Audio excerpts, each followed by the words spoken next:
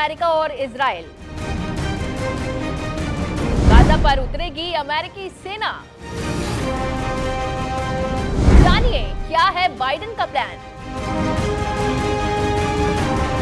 नमस्कार, आप देख रहे हैं एबीपी लाइव वर्ल्ड और मैं हूं आपके साथ नैन्सी वाजपेयी। बात करेंगे गाजा की, जो हर रोज खून के आंसू रो रहा है, जहां हर दिन मौतें हो रही हैं, जहां आने वाली पीढ़ी का जीवन अंधकार में है। अब उसी गाजा को लेकर अमेरिका और इजराइल आमने सामने आ गए हैं।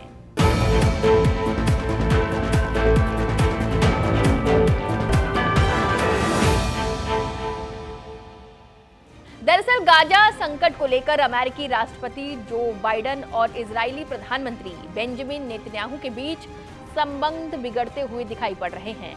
अमेरिका लगातार गाजा में मानवीय सहायता पहुंचाने की बात कर रहा है। इस बीच बाइडेन की चेतावनी को नेतन्याहू ने नजरअंदाज कर दिया है और कहा है कि गाजा के रफाह में इजरायली सेना का जमीनी सैन्य अभियान जारी रहेगा। उन्होंने साफ कहा है कि हमारा हमले का पक्का इरादा है, हमें कोई रोक नहीं सकता।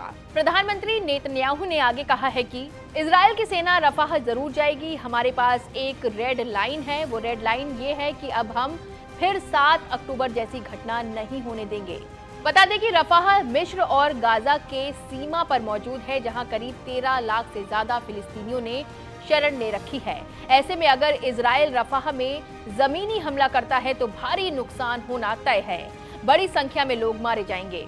उधर अमेरिका ने इसे लेकर इजराइल को कड़ी चेतावनी दी है। अमेरिकी राष्ट्रपति जो बाइडेन ने कहा है कि वो रफाह में हमले का विरोध करेंगे। वो ये स्वीकार नहीं कर सकते कि हजारों फिलिस्तीनी और मारे जाएं। गाजा को लेकर अमेरिका और इजराइल के बीच चल रही इस तनातनी के बीच एक और खबर भी सामने आ रही है। जानकारी मिल रही है कि अमेरिका गाजा के करीब एक अस्थायी बंदरगाह बनाने पर काम कर रहा है। अमेरिका से एक सैन्य जहाज गाजा के लिए रवाना भी हो चुका है।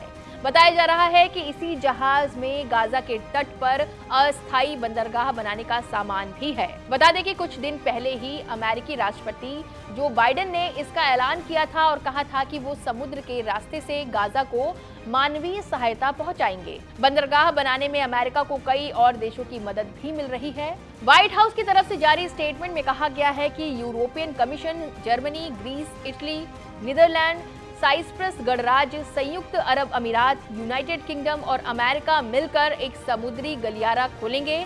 इसका मकसद समुद्र के रास्ते से गाजा में जरूरी मानवीय सहायता पहुंचाना है। हालांकि अमेरिका ने यह भी माना है कि गाजा में समुद्र के जरिए मदद पहुंचाना काफी पेचीदा प्रोसेस होगा। एक्सपर्ट्स की राय के मुताबिक जमीनी रास्ते से गाजा में सबसे बेहतर तरीके से मदद पहुंचाई जा सकती है। हालांकि युद्ध और इजराइल की पाबंदी के बीच मानवीय सहायता को बॉर्डर पार करके गाजा तक पहुंचाने में काफी दिक्कतें हो रही हैं। इसीलिए फिलहाल समुद्री रास्ते से मदद पहुंचाने पर जोर दिया जा रहा है। बता दें कि कुछ दिन पहले ही अमेरिका की तरफ से फूड पैकेट्स को गाजा में एयर ड्रॉप करके पहुंचाया गया था। हालांकि ये घातक भी साबित हुआ। दरअसल बीते रविवार को अमेरिका की तरफ से 11,500 से ज्यादा खाने के पैकेट्स पैराशूट के जरिए उत्तरी गाजा में एयर ड्रॉप किए गए थे, लेकिन ये एयर ड्रॉप सुरक्षा के लिहाज से खतरनाक साबित हुआ। एयरक्राफ्ट से गाजा पट्टी पर राहत सामग्री के बॉक्स गिराए गए, लेकिन कई बॉक्स के पैराशूट खुल ही नहीं पाए। ये बॉक्स रफ्तार से लोगों पर गिरे। बताया जा रहा है कि इस हादसे में 5 लोगों की मौत हो गई और 10 लोग घायल हो गए। हालांकि अब देखना होगा कि गाजा को लेकर अमेरिका और इजराइल के बीच चल रही तनातनी कहां जाकर खत्म होती है।